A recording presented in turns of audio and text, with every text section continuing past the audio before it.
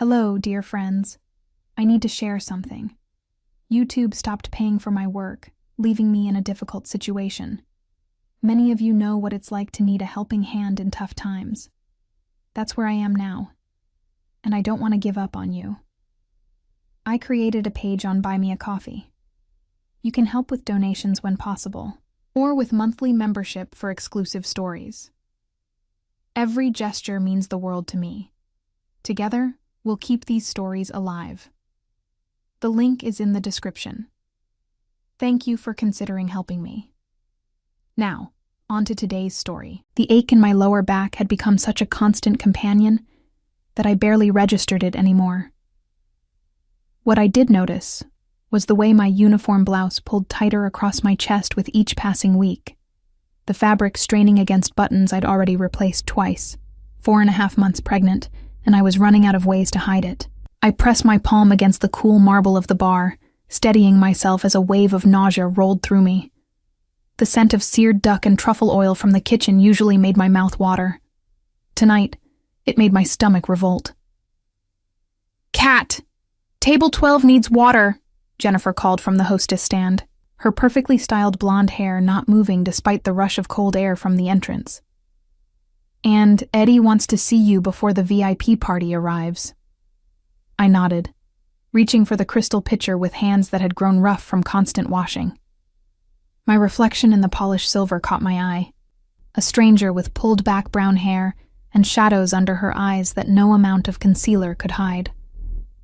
A year ago, I'd been someone else entirely, someone who didn't flinch at her own reflection. The Meridian was the kind of restaurant where a single bottle of wine cost what I used to spend on shoes.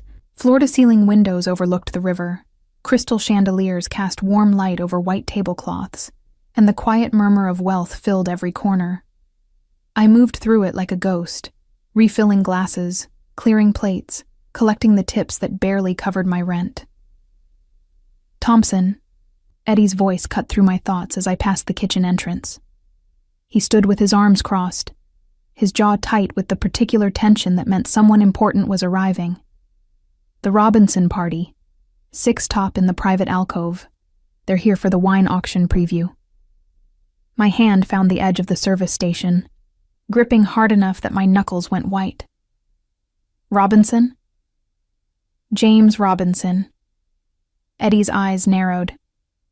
"You look like you've seen a ghost. You know him?" The name hit me like a physical blow. I knew that name, knew the man who wore it, knew the taste of expensive whiskey on his lips and the sound of his laugh in the dark, knew the weight of promises he'd never intended to keep. "No," I lied, my voice steadier than I felt. "Just tired." Eddie studied me for a moment longer, then jerked his chin toward the alcove. "Well, wake up. Robinson doesn't tolerate mistakes, and neither do I. Jennifer will handle the initial greeting, but you're on service. They've ordered the 1982 Chateau Margaux for starters. A wine that cost more than I'd make in 3 months. Of course they had." I smoothed down my apron, checked that my blouse still concealed what it needed to conceal, and walked toward the private alcove with my heart hammering against my ribs. Maybe it wasn't him. Robinson was a common enough name. Maybe it was someone else entirely. Some other wealthy man who commanded private alcoves and vintage wines. The alcove was separated from the main dining room by frosted glass panels and heavy velvet curtains. I could see shapes moving beyond the partition, hear the low rumble of masculine laughter. My hand trembled as I reached for the curtain. "Good evening," I began, my practiced greeting dying on my lips as I looked up. He sat at the head of the table, exactly as I'd known he would. Charcoal suit that probably cost more than my car. Dark hair swept back from a face that belonged in magazines or museums. Not in my carefully rebuilt life. His fingers drummed against the white tablecloth, a habit I remembered from late nights when he couldn't sleep. James Robinson. The man who'd promised me forever and delivered 6 months. The man whose child I carried, growing heavier with each passing day. The man I'd fled from in the middle of the night, leaving behind everything except my grandmother's locket and the clothes on my back. He looked up, and his hand stilled. For 3 heartbeats, neither of us moved. His eyes, dark as espresso, traveled over my face with an intensity that made my skin prickle. I watched recognition dawn, watched his expression shift from polite acknowledgement to something colder, more dangerous. Catherine. My name in his mouth still had the power to make me shiver. Not Cat, the way I'd introduced myself at the Meridian. Catherine, the way he'd said it when we were alone, when I'd believed his lies about legitimate business and clean money. The woman beside him, stunning in emerald silk with diamonds at her throat, glanced between us with sharp curiosity. You know our server, darling? We've met. His voice was controlled, but I caught the edge beneath it, the warning. Haven't we, Catherine? I forced myself to breathe, to remember where I was. A public place, cameras, witnesses. He couldn't do anything here. Wouldn't risk his carefully cultivated image. I'll get another server for your table, I managed, already stepping back. Someone more familiar with the wine selection. His hand shot out, catching my wrist. Not painful, not quite, but unmistakably a claim. A reminder that he could reach me whenever he chose. That won't be necessary. He smiled, the expression not reaching his eyes. Catherine knows exactly what I like. Don't you? The other guests at the table shifted uncomfortably. The woman in emerald pulled back slightly, her painted lips pressed into a thin line. But none of them would challenge him. I could see it in the way they avoided his gaze, in the careful neutrality of their expressions. Men like James Robinson didn't get challenged. Of course, sir. I pulled my wrist free, my skin burning where he'd touched it. I'll bring the Chateau Margaux. I made it to the wine cellar before my legs gave out. The cool, dark space offered no comfort, only the scent of oak and the distant clink of bottles as my hands shook. I pressed them against my stomach, against the secret I'd guarded so carefully. He knew. Of course he knew. Men like James knew everything eventually. The only question was what he planned to do about it. Above me, the restaurant continued its elegant dance. Glasses clinked. Soft music played. People who'd never worried about rent or food or whether they could afford prenatal vitamins discussed wine vintages and vacation homes. And in the private alcove, James Robinson sat with his party, waiting for me to return. Waiting, I suspected, to see if I'd run again. The 1982 Chateau Margaux sat in its appointed place, the label pristine, the bottle worth more than everything I owned. I lifted it carefully, cradling it the way I'd been trained, and climbed the stairs back to the dining room. Back to James, back to the life I thought I'd escaped. My reflection in the wine cellar mirror showed a woman in a server's uniform, her face pale, her eyes too wide.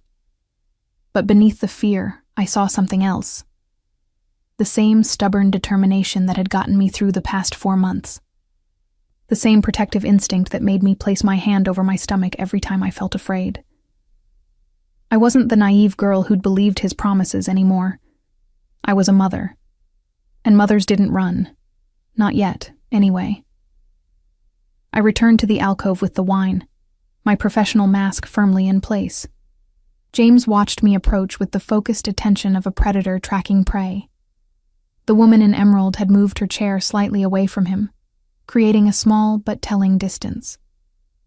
The 1982 Chateau Margaux, I announced, presenting the bottle with steady hands despite the tremor running through my core. Shall I decant it? Or would you prefer to taste first? Decant it, James said, his eyes never leaving my face. We'll be here for a while. The double meaning wasn't lost on me. I poured a small amount into his glass, watching the deep ruby liquid catch the light. He lifted it, inhaled, then took a sip with the casual expertise of someone who'd been drinking $1,000 wines since before he could vote. Perfect. His smile was a blade wrapped in silk. As always, you know exactly how to serve me. The woman in emerald cleared her throat. James, darling, Perhaps we should discuss the Rothschild collection while... Later, Victoria. He dismissed her with a glance, then returned his attention to me. Catherine, when does your shift end? Every instinct screamed at me to lie, but I'd learned the hard way that James had a talent for detecting deception. 11, sir. I'll have Patrick wait for you. We have much to discuss. That won't be necessary. I finished pouring for the other guests, my movements automatic. I have plans. Cancel them. The command hung in the air between us. Around the table, conversations had died. Everyone was watching now, though they pretended not to. This was the kind of gossip that would spread through certain circles by morning. James Robinson publicly claiming a waitress at the Meridian. I really can't. Catherine. He set down his glass with precise care. Don't make me ask twice. I met his gaze, saw the steel beneath the civilized veneer. This was the man who'd built an empire through calculated violence and strategic intimidation. The man whose business partners had a habit of disappearing when they became inconvenient. The man I'd loved before I understood what he really was. 11 o'clock, I conceded quietly. At the service entrance. His smile was a victory I couldn't afford to give him.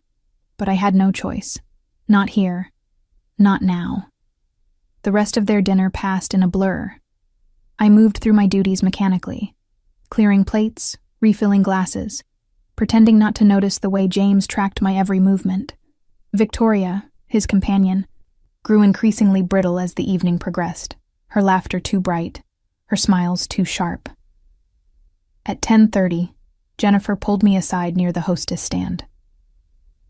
What's going on with table 12? Victoria Crawford just asked me who you were. Victoria Crawford? The name meant nothing to me. James Robinson's fiancée. Jennifer's eyes were wide with curiosity and concern. The wedding's supposed to be next month. It's all over the society pages. The floor tilted beneath me. Fiancé. Wedding. Next month. I need to take my break, I managed, my voice coming from somewhere far away. I made it to the employee bathroom before the nausea hit. When I could finally stand, I gripped the sink and stared at my reflection. The woman looking back at me was a stranger, pale, frightened, trapped. My phone buzzed in my apron pocket, an unknown number. Don't even think about running. Patrick is already watching the exits. We both know how this ends. My hands shook as I deleted the message. He'd been watching me for how long? Days? Weeks? How had I not noticed? Another message arrived immediately. 4 months, that's my calculation. Is it mine? I turned off my phone, my breath coming in short gasps. He knew. He'd known since the moment he'd seen me tonight, had probably known before that, had probably been waiting for the perfect moment to corner me. Eddie appeared in the bathroom doorway, his expression conflicted. Thompson, Mr. Robinson asked for you specifically to present the dessert wine. He's ordered the Chateau d'Yquem. Another impossibly expensive bottle. Another excuse to keep me near him. Of course, I said, splashing cold water on my face. I'll be right there. The private alcove felt smaller when I returned. The other guests had left, leaving only James and Victoria. She sat rigid in her chair, her diamonds catching the light like ice chips. James lounged back, completely at ease, a man who'd never doubted his control over any situation. The Chateau d'Yquem, I announced, pouring the golden dessert wine with hands that had stopped shaking through sheer force of will. Victoria's fingers tightened on her napkin. James, I'd like to leave now. I have an early morning appointment. Patrick will take you home. He didn't look at her, his focus entirely on me. I'll catch up with you tomorrow. I'd prefer you come with me. Her voice carried an edge of desperation. Victoria. The single word was soft, but it carried enough warning that she went pale. Patrick. Now. She stood, gathering her clutch and wrap with brittle dignity. As she passed me, she leaned in close enough that I could smell her perfume, something French and floral and expensive. "Whatever you think you're doing," she whispered, "it won't end well for you. James always gets bored with his diversions." Then she was gone, heels clicking against marble as she fled. I was alone with James. He stood, moving around the table with the fluid grace I remembered too well. Up close, I could see the details I'd tried to forget. The small scar above his left eyebrow from a childhood accident, the way his jaw tightened when he was angry, the exact shade of his eyes in low light. 4.5 months, he corrected quietly. "I've had you watched since you left. Did you really think I wouldn't notice when you started showing?" My hand moved instinctively to my stomach, protective. "I don't want anything from you." "No?" His fingers caught my chin, tilting my face up. There was no violence in the touch, but the threat of it hung in the air between us. "Then why keep it? Why not rid yourself of the inconvenience?" "She's not an inconvenience." The words came out fierce, protective. "She's mine." Something flickered in his expression. "She?" I hadn't meant to reveal that, hadn't meant to give him any more information than he already had. But the truth was out now, hanging between us like a challenge. A daughter. His hand moved from my chin to my stomach, pressing against the small curve with proprietary certainty.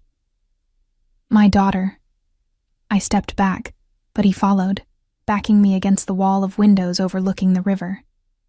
The city glittered below us, oblivious to the confrontation playing out in this expensive alcove. "Tomorrow," he said, his voice soft and absolutely certain. "Patrick will collect you from your apartment. You'll move into the penthouse. You'll have everything you need, doctors, clothes, security. You and my child will want for nothing. I'm not going anywhere with you." His smile was cold. "Catherine. Sweet, stubborn Catherine. You were watched tonight. Do you know by how many people? 7. 7 of my men, positioned throughout this restaurant, tracking your every move. Did you notice the new busboy who started last week? Mine. The valet who parks your car? Mine. The woman who moved into the apartment across from yours? Also mine." Horror crawled up my spine. "You've been watching me this whole time. I've been protecting what's mine." He leaned closer, his breath warm against my ear. "You can come willingly tomorrow, or Patrick can be less gentle about the collection. Your choice." "This is kidnapping. This is family." He pulled back, straightening his cuffs with casual precision. 11:15. "Don't keep Patrick waiting." Then he was gone, leaving me alone with the remains of their dinner and the wreckage of my carefully rebuilt life. My phone buzzed. Another message from the unknown number. Apartment 4B, 1247 Riverside Avenue. Margaret Davies waters your plants on Tuesdays. She has a grandson in Boston who never calls. You take the number 7 bus to work. Your favorite breakfast is black coffee and whatever's cheapest at the corner store. Should I go on? I sank into a chair, my legs finally giving out. He knew everything, every detail of my small, humble life. And now he was offering me a choice that wasn't really a choice at all. Come willingly into his gilded cage, or be dragged there by force. Either way, I was his again. I didn't go home that night. Instead, I took the bus to Margaret's apartment, climbing the familiar stairs with my heart still racing from James's ultimatum. She opened the door in her nightgown, her weathered face creasing with concern. "Kat, it's nearly midnight. What's wrong?" "Can I stay here tonight?" The words came out small, frightened. "Please, Margaret. I'll explain everything. But I just need somewhere safe." She pulled me inside without hesitation, settling me on her worn sofa with a blanket and chamomile tea I couldn't drink. My stomach was too twisted with fear to accept anything. "Tell me," she said simply, sitting beside me. So I did. Not everything. Not the full truth about James's business or the real reason I'd fled, but enough. That I'd been involved with someone powerful. That I'd left when I discovered I was pregnant. That he'd found me tonight and was demanding I return. Margaret's expression grew grim. Men like that don't let go easily. I know. I wrapped my hands around the teacup, seeking warmth I couldn't find. But I can't go back to that life, Margaret. I can't raise my daughter in that world. Then you have to disappear, she said quietly. Really disappear. Change your name. Leave the city. Go somewhere he'll never think to look. I'd considered it. Of course I'd considered it. But James's text had made the impossibility clear. He'd found me once. He'd find me again. And next time, he might not be so patient. I have a cousin in Montana, Margaret continued, her voice taking on a determined edge. Remote ranch. She takes in women who need to disappear. If you want, I can make a call. Hope flickered, fragile as candlelight. Would she help me? She's helped others before. Margaret squeezed my hand. But Kat, you need to understand. Once you go down this path, there's no coming back. You'd have to leave everything behind. This job, this city, your whole identity. My hand moved to my stomach, to the daughter growing there. What kind of life could I give her? Always running? Always looking over my shoulder? But what kind of life would she have in James's world, surrounded by violence and corruption? I was still wrestling with the decision when my phone rang at 6 a.m, an unknown number, but I already knew who it was. Good morning, Catherine. James's voice was smooth, urbane. I trust you slept well. How did you know I wasn't home? Because Patrick has been sitting outside Margaret Davies's building since 11:30 last night. Did you really think I wouldn't track you? I went cold. Leave Margaret out of this. Then come home. Patrick will drive you to collect your things, then bring you to the penthouse. Simple. And if I refuse? The silence that followed was more threatening than any words could have been. I'd rather not discuss the alternatives, he said finally. But I will if you force me to. Shall we start with Margaret's grandson? The one in Boston who's been struggling with his small business loan? A word from me to the right people, and his application gets denied. Or perhaps we discuss your friend Jennifer at the Meridian. Single mother. 2 kids. Her ex-husband has been remarkably consistent with child support, hasn't he? Would be unfortunate if he suddenly had legal troubles. You're threatening innocent people. I'm protecting my family. His voice hardened. You. Our daughter. That's my priority. Everyone else is simply motivation for you to make the right choice. Margaret had been listening, her face growing paler with each word she could hear through the phone.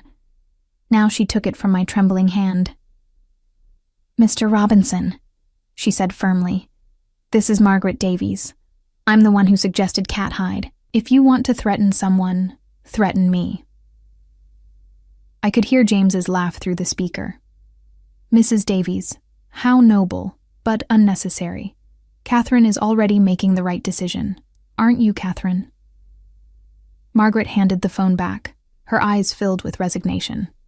She knew, as I did, that there was no winning this fight. What are your terms? I asked, my voice hollow. Terms? He sounded almost amused. This isn't a negotiation. Everything is a negotiation. I forced steel into my voice. You want me to come willingly, to not cause a scene, to pretend this is my choice. That has value to you. So what are you willing to give me in exchange? Another silence, this one thoughtful. You're right, he said finally. What do you want? Margaret stays safe. Jennifer keeps her job. Everyone who helped me these past months is untouchable. Agreed. What else? My own room. We're not sharing a bed. For now, he conceded. Until you remember why you fell for me in the first place. The arrogance in his voice made my teeth clench. I'll need my own doctor, someone I choose, not someone on your payroll. The doctor I've arranged is the best in the city. But fine, choose your own. I'll pay. And when the baby is born... My voice caught. When she's born, I want guarantees. About her safety. About keeping her away from your business. She'll be a Robinson, Catherine. That comes with certain realities. But I promise you, she'll never see violence. Never be in danger. I'll build walls around her so thick that nothing can touch her. Walls or a cage? I asked bitterly. With me, there's very little difference. At least he was honest. But she'll be safe, loved, given every opportunity. Can you promise her the same while working double shifts at the Meridian? The blow hit exactly where he'd intended. He was right, and we both knew it. I could barely afford prenatal care. How would I manage childcare? A safe neighborhood? The kind of future every mother wanted for her child? One more thing, I said, my throat tight. I want to know the truth. About what happened that night. About why you never told me what you really did. That's not a negotiation point. That's a conversation for later. No, now. Before I agree to anything, I need to understand. He was quiet for so long I thought he'd hung up. Then, I'll tell you. Tonight. After you're settled in the penthouse. The whole truth, Catherine. Everything you think you know, and everything you don't. Fair enough? It wasn't fair. Nothing about this was fair, but it was the best offer I was going to get. Patrick can pick me up at noon, I said.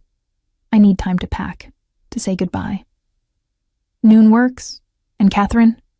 His voice softened almost imperceptibly. I know this isn't how you wanted things to go, but I meant what I said. You and our daughter will want for nothing. That includes freedom, within reason. I'm not your jailer. Just my captor. Your protector. The correction was immediate.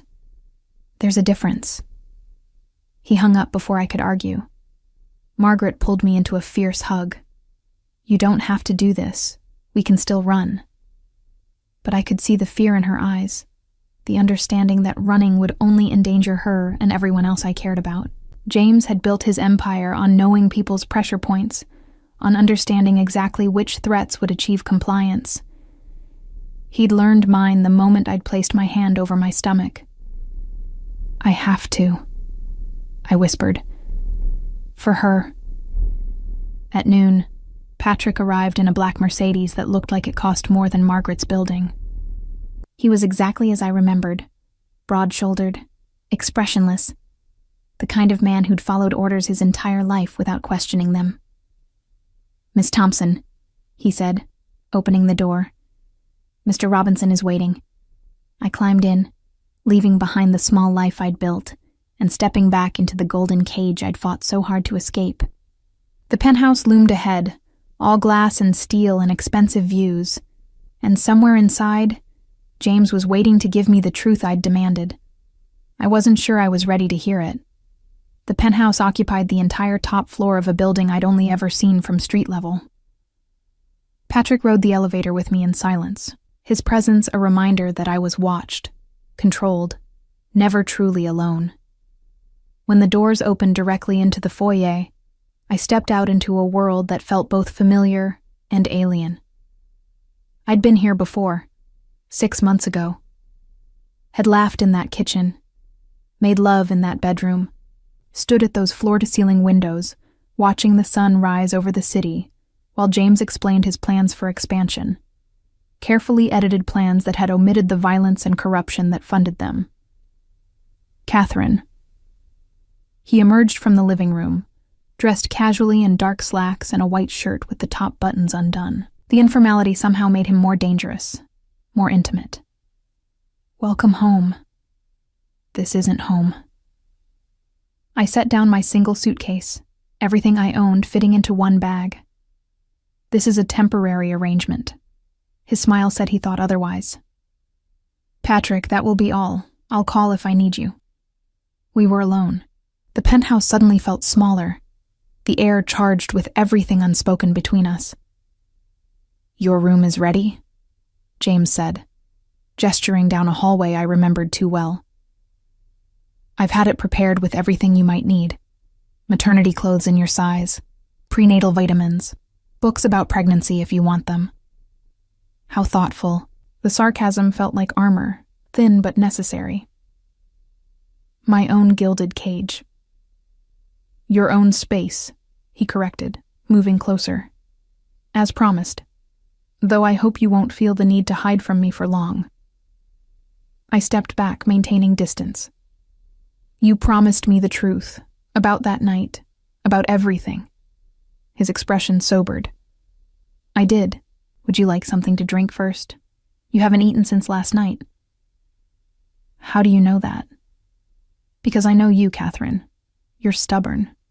You skip meals when you're stressed. You chew your bottom lip when you're nervous." His eyes dropped to my mouth, catching me in exactly that habit. "And right now you're terrified." "Of you," I clarified. "I'm terrified of you." Something flickered in his expression. Pain, perhaps, or regret. "Then let me help with that. Come, sit. I'll order lunch and we'll talk." He guided me to the dining room, a space I'd once thought elegant, and now saw as oppressive. The table could seat 12, but felt intimate with just 2 chairs pulled close. Through the windows, the city sprawled beneath us, people going about their lives completely unaware of the conversation happening in this expensive tower. "I met you at the Harrington Gallery opening," he began once we were settled. "You were there with your friend from the museum. You were looking at the Rothko, and you said it reminded you of your grandmother's description of the ocean during a storm. Do you remember?" I did.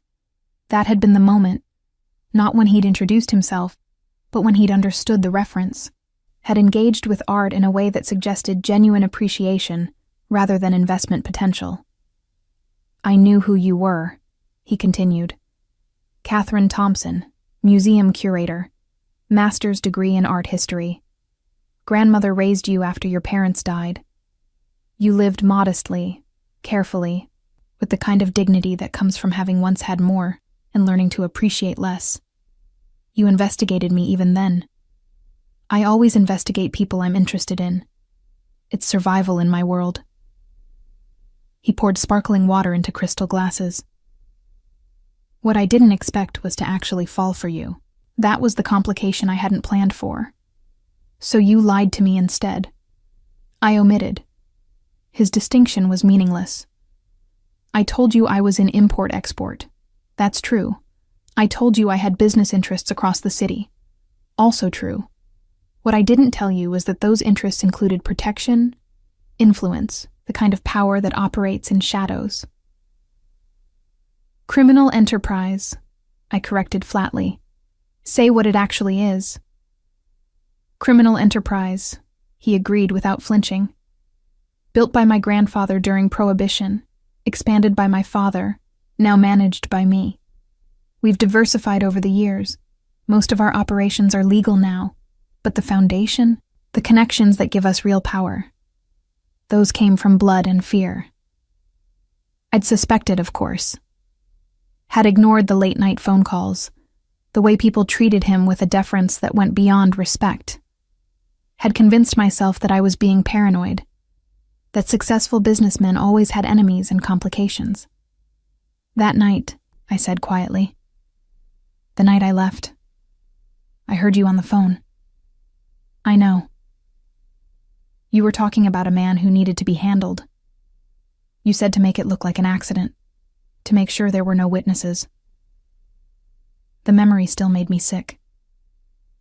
"I left while you were in the shower, took a taxi to the bus station, used cash so you couldn't track my card. Marcus Donnelly." James said the name like it meant nothing. "He was stealing from me, embezzling funds through a shell company he thought I wouldn't notice. The handling you heard about was his retirement package, a generous settlement and a one-way ticket to Ecuador, where he could live out his days in comfort as long as he never returned. I stared at him. You didn't kill him? I don't kill people for stealing money, Catherine. I solve problems, usually through negotiation, occasionally through force, rarely through violence. Marcus got to live because he was smart enough to cooperate when confronted. But you've killed. It wasn't a question.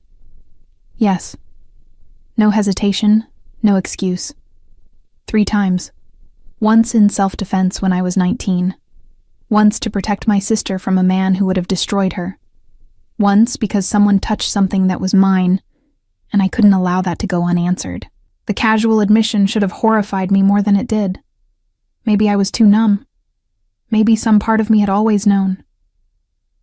And now? I asked. What am I to you? Another possession to protect? Another problem to solve? He leaned forward, his gaze intense. You're the mother of my child, the only woman I've ever loved. The one person who saw me as something other than a weapon or a wallet. His hand reached across the table, stopping just short of touching mine. I let you go once, Catherine, convinced myself you were safer without me. That was my mistake. I won't make it again. Even if I don't want to be here, especially then, his certainty was absolute. Because want and need are different things. You may not want my protection, but you need it.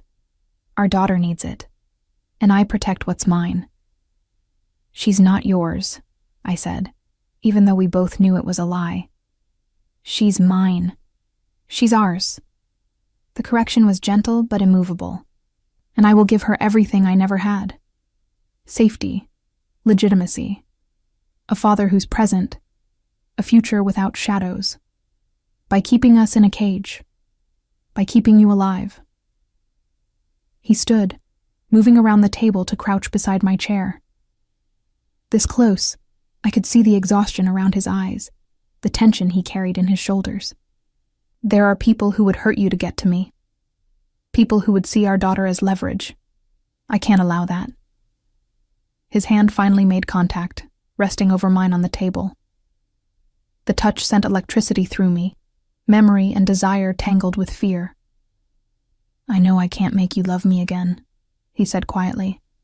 I know trust, once broken, doesn't repair easily, but I can keep you safe.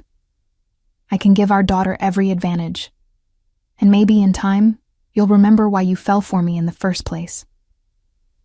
I fell for a lie, I whispered. No. His thumb traced circles on my wrist.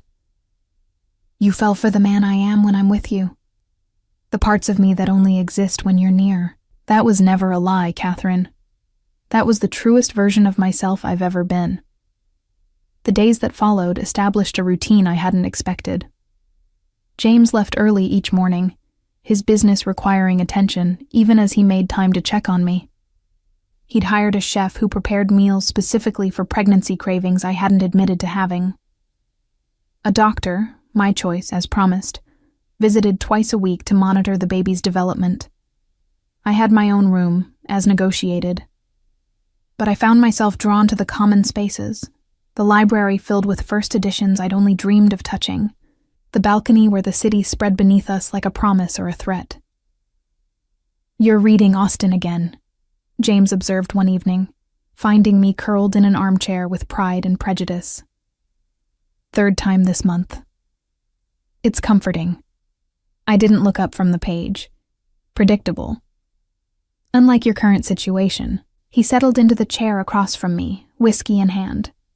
I spoke with your former employer today. Eddie sends his regards. My head snapped up. You didn't hurt him. I bought the restaurant. His smile was slight. Along with 3 others in the same ownership group, Eddie now manages all 4 locations. Substantial raise. Better benefits. He seemed pleased. You can't just buy your way through every problem. I can, actually. It's remarkably effective. He sipped his whiskey, watching me over the rim of the glass. Jennifer received a promotion as well, assistant manager. Her childcare expenses are now covered through the employee benefits package I restructured. Why? The question came out sharper than intended. Why do you care about them? I don't. His honesty was brutal. I care about you. They matter to you, therefore they receive my protection. It's simple mathematics. I set down my book, unable to focus on fictional romance when my own reality was so complicated. Victoria came to see me today. His expression didn't change, but something dangerous flickered in his eyes. Did she? She wanted to discuss wedding plans, seemed surprised to find me living here. I kept my voice neutral, clinical. She suggested I was temporary, a distraction you'd tire of once the baby was born. Victoria Crawford is no longer relevant to my plans. He set down his glass with precise care. The engagement was business. Her father controls significant real estate holdings. The marriage would have been advantageous. Would have been? I terminated the arrangement 3 days ago. Her father wasn't pleased, but he understood. Family comes first. The casual way he discussed breaking off an engagement made my stomach turn. You can't just rearrange people's lives like chess pieces. I've been doing exactly that for 15 years. He stood, moving to stand by the windows. Victoria knew what she was getting into. The marriage was a transaction, nothing more. She'll find another advantageous match within 6 months. And what am I demanded. Another transaction? He turned, his expression unreadable. You're the mother of my child, my daughter's future, the only person who's ever made me want something beyond power and control. He moved closer, each step measured. You're the complication I never planned for, Catherine. The weakness I can't afford but won't eliminate. How romantic, I said bitterly. I'm your weakness. You are. He stopped just close enough that I could smell his cologne, feel the heat of his presence. And that terrifies me more than any business rival or legal threat, because I would burn this entire city to keep you safe. And that kind of vulnerability is dangerous in my world. His hand moved to my stomach, resting there with a possessiveness that should have angered me, but instead sent warmth spreading through my chest. She kicked today, I said quietly. During the ultrasound. Dr. Harrison said she's developing perfectly. Something softened in his face, genuine emotion breaking through the controlled exterior. May I? He asked, his hand already there but somehow waiting for permission. I nodded and he knelt, bringing his face level with my belly, his hands spread across the curve, gentle despite their capacity for violence. Hello, little one, he murmured. Your mother is stubborn. You should know that about her. She's fierce and intelligent and far too good for me. His thumb traced a slow circle. But I'm going to try to be worthy of both of you anyway. The tenderness in his voice undid something in me. This was the James I'd fallen for. The one who existed in quiet moments, when the armor came down, and I could see the man beneath the reputation. She needs a name, I said softly. We can't keep calling her the baby. Grace, he said immediately, after your grandmother. I stared at him, shocked that he remembered, that he'd paid attention to the stories I'd told during our brief time together. You want to name her after my grandmother? She raised an extraordinary woman. I'd be honored to give our daughter her name. He looked up at me, still kneeling. Unless you have another preference. Grace, I repeated, testing the name. Grace Robinson. Grace Thompson Robinson, he corrected. Your name matters too. The gesture was small, but it felt significant. A recognition that I existed beyond my role as his child's mother. James. His name felt strange on my tongue after months of avoiding it. What happens when she's born? What kind of life will she have? He stood, helping me to my feet with careful hands. Safe. Legitimate. I've been transferring more operations to legal enterprises. In 5 years, the Robinson name will be associated with hotels and restaurants, not protection rackets. She'll inherit a clean legacy.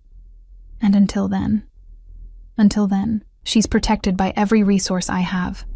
No one will touch her. No one will even know she exists until I'm ready to reveal her. His jaw tightened. I've made enemies, Catherine. I won't pretend otherwise. But those enemies will never get close enough to threaten our family. Our family. The words hung between us, simultaneously comforting and terrifying. I want her to have choices, I said. To be more than just a Robinson heir. To be her own person. She will be. His hand cupped my face, thumb brushing across my cheekbone. She'll have everything we can give her. Your intelligence, my resources, freedom to become whoever she wants to be, even if she wants nothing to do with your world. Especially then. His smile was slight but genuine. I became what I am because I had no choice. My father's legacy demanded it. Grace will have choices. I promise you that. I wanted to believe him. Wanted to trust that the man who'd built an empire on fear and power could also be a father who valued freedom and autonomy. But trust was a fragile thing, and he'd already broken it once. I'm trying, I said finally, to adjust to this, to believe you. But you have to understand, every day I'm here feels like losing more of myself. Then we'll find ways to give pieces back. He pressed a kiss to my forehead, chaste and tender. Tell me what you need. I need to work, to have purpose beyond waiting for Grace to arrive. The museum fired you when you left, but I could arrange... No. I cut him off. Nothing you arrange, something I choose, something that's mine. He studied me for a long moment, then nodded. I'll have Patrick drive you to interviews, but the security stays. It was a compromise, a small crack in the cage, but it was something. 3 weeks later, I'd established a new rhythm. Mornings consulting remotely for a small gallery in Brooklyn, work I'd found myself, though I suspected James had smoothed the path somehow. Afternoons preparing for Grace's arrival, her nursery slowly taking shape with furniture I'd chosen, colors I'd selected, and evenings with James, when the businessman facade dropped and I glimpsed the man I'd fallen for. She's going to be beautiful, he said one night, his hand resting on my belly as we sat on the couch. 7 months pregnant now, Grace's movements visible through my skin. Like her mother, or stubborn like her father. I placed my hand over his, guiding it to where Grace was currently practicing her kickboxing. She's active tonight, preparing for her debut. His smile was soft, unguarded. Dr. Harrison said another 2 months. 63 days, I corrected. Not that I'm counting. Nervous? Terrified. The admission came easier now. What if I'm not ready? What if I can't protect her the way she needs? You won't have to do it alone. His arms circled me, careful of my belly. I'll be there. For every moment, every feeding, every nightmare. I'm not going anywhere, Catherine. I leaned back against him, allowing myself the comfort I'd resisted for so long. You've been different lately. Softer. You make me soft. He pressed a kiss to my temple. It's dangerous for a man in my position, but I find I don't care. What about Victoria, her father? Crawford accepted a substantial settlement. The real estate deal went through without the marriage. Everyone got what they needed. His voice hardened slightly. And Victoria has been encouraged to find opportunities in Europe. Permanently. I didn't ask what encouraged meant. Some things were better left unknown. My phone rang, shattering the peaceful moment. An unknown number, but when I answered, the voice was terrifyingly familiar. Catherine Thompson. The accent was Russian, the tone casual. Or should I say Catherine Robinson? I understand congratulations are in order. James went rigid behind me, his hand moving to take the phone. I held it away. something in my gut telling me this was important. Who is this? Someone who knew your husband's father very well. Someone who has questions about certain business arrangements that ended rather abruptly. A pause.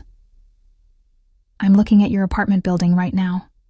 1247 Riverside Avenue. Margaret Davies waters your plants on Tuesdays. She's quite sweet. Ice flooded my veins. James took the phone then, his expression carved from stone. Dimitri. The single word carried volumes. This is a mistake. Is it? The voice on the other end was amused. You disrupt arrangements. You alter territories. You think there are no consequences because you're Antonio Robinson's son. But Antonio is dead, James, and the old agreements died with him. Margaret has nothing to do with this. But Catherine does. Your child does. Family is everything, yes? That's what your father always said. So I thought I'd introduce myself to yours. The line went dead. James was moving before I could process what had happened, phone already to his ear. Patrick, get to 1247 Riverside now. Extract Margaret Davies. Use force if necessary. A pause. I don't care if it's a public building. Get her out. He turned to me, his face a mask I'd never seen before. Pure, cold fury mixed with something that looked like fear. Pack a bag. We're leaving in 10 minutes. What's happening? Dmitry Volkov, Russian mob, my father's old rival. He was already moving through the penthouse, his phone pressed to his ear as he barked orders. He's making a play for territory, using you and Margaret as leverage. Margaret. Panic clawed at my throat. James, she's just an old woman. She has nothing to do with... She matters to you. That makes her a target. He grabbed my shoulders, forcing me to focus. Listen to me carefully. Patrick is getting her now. She'll be safe, but we need to move. There's a safe house upstate. We'll go there until this is resolved. Resolved? How? His eyes met mine, and I saw the truth there. The violence he'd tried to keep separate from me was about to crash into our world. However, it needs to be resolved. 30 minutes later, we were in an armored SUV, Patrick driving while 2 other men flanked us in a second vehicle. Margaret sat beside me, pulled from her apartment with nothing but her purse and the clothes on her back. I'm sorry, I whispered to her. I'm so sorry you're caught up in this. Hush. She squeezed my hand. I knew what I was getting into when I helped you. The safe house was 2 hours north, a sprawling estate hidden behind gates and guards. James ushered us inside, his phone constantly at his ear as he coordinated responses to Volkov's threat. He wants a meeting, he told me after the 10th call. Neutral ground. Tomorrow night. Don't go. The words came out desperate. This is a trap. Of course it's a trap. He cupped my face, thumbs brushing across my cheekbones. But I can't let him think he can threaten you. If I don't respond, it sets a precedent. Other rivals will see weakness. So you'll risk your life to prove you're not weak? I'll risk everything to keep you safe. He pressed his forehead to mine, breathing me in. That's what you don't understand yet, Catherine.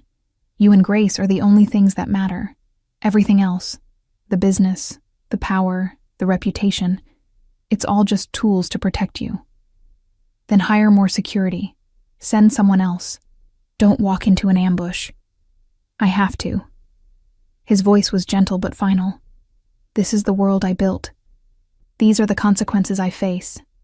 But I promise you, I will come back. For you. For Grace. For the life we're building. That night, I couldn't sleep. I lay in the unfamiliar bed in the safe house, Margaret asleep in the next room, while James made plans for his meeting with Volkov. At 3 a.m, he came to my room, sliding into bed beside me without a word.